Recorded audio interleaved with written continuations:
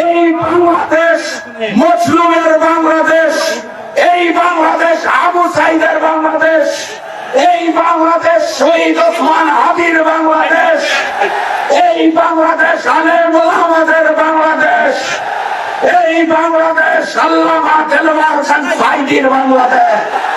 এই বাংলাদেশ কোন চাঁদাবাজের নয়। এই বাংলাদেশকে আমরা নতুন করে কোন নতুন নব্য জালেমের হাতে তুলে দেব না, দেব না, দেব না। দেশনেত্রী বেগম খালেদা জিয়াকে যখন গ্রেফতার করে তিলে তিলে জেলখানায় অত্যাচার করা হয়েছিল, উনি তাও দেশে আসেন নাই, লুকিয়েছিলেন লন্ডনে। ওনাকে আমরা গুপ্ত বলি নাই। শেখ হাসিনা অগাস্ট মাসের 5 তারিখ পালিয়ে গেলেন, তারপরে উনি দেশে আসতে পারলেন না। 16 মাস সময় লাগলো ওনার দেশের মাটিতে পা দিতে। উনি লন্ডনে বসে বললেন দেশে আসার সিদ্ধান্ত নাকি ওনার একার না, কার কার সিদ্ধান্তে উনি চলেন, কোথায় কোথায় মুচলে কাটিয়ে নিজ মাতৃভূমিতে নামতে হয় সেটা উনি পরিষ্কার করেন নাই। ওনাকে তো আমরা গুপ্ত বলি নাই। ডিসেম্বর মাসের 25 তারিখ বাংলাদেশের মাটিতে নেমেছেন শুধুমাত্র নির্বাচনে অংশগ্রহণ করার জন্য, দেশপ্রেমের জন্য নয়।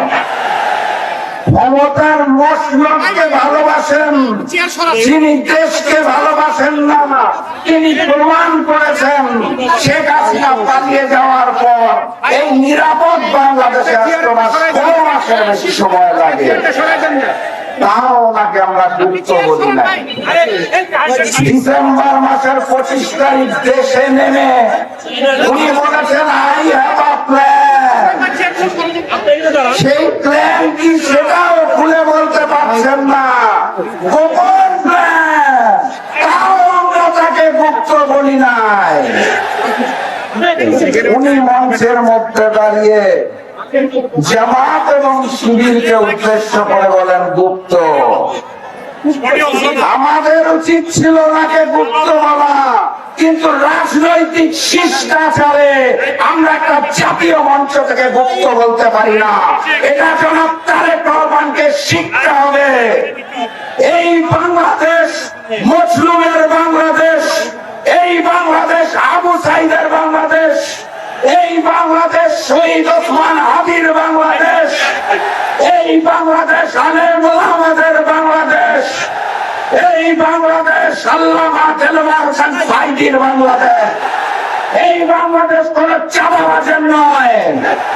এই বাংলাদেশকে আমরা নতুন করে কোন নতুন নব্য জালেমের হাতে তুলে দেব না, দেব না, দেব না। অতএব ফেব্রুয়ারি মাসের 12 তারিখ যুদ্ধটা চালিয়ে যেতে হবে। আজকের এই ময়দানে যেভাবে আমার ভাইরা এবং বোনেরা একসাথে বসে আছেন, মুহাম্মদ সাল্লাল্লাহু আলাইহি সাল্লামের সময় পুরুষ এবং নারী একসাথে যুদ্ধ করত, সেই যুদ্ধ এই নতুন জামানায় চালিয়ে যেতে হবে। 12 তারিখ গণভোটে আগে জয়যুক্ত করতে হবে। কুষ্টিয়ায় আসন কয়টা? প্রতীকটা কি? 4 আসনেই দাঁড়িপাল্লাকে জয়যুক্ত করতে হবে। ফেব্রুয়ারি মাসের 12 তারিখ কুষ্টিয়ার 4টি আসনে দাঁড়িপাল্লাকে জয়যুক্ত করে আগামী দিনের প্রধানমন্ত্রী, মানবিক নেতা ডক্টর শফিকুর রহমানকে কুষ্টিয়ার 4 আসন উপহার দিতে হবে। আপনারা কি তার জন্য প্রস্তুত আছেন?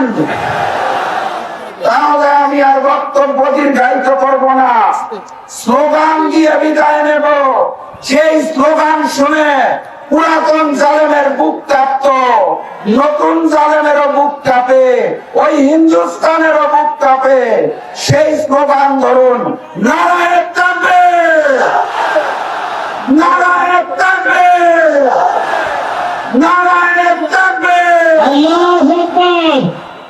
আবারও দেখা হবে, আবারও কথা হবে ইনশাআল্লাহ।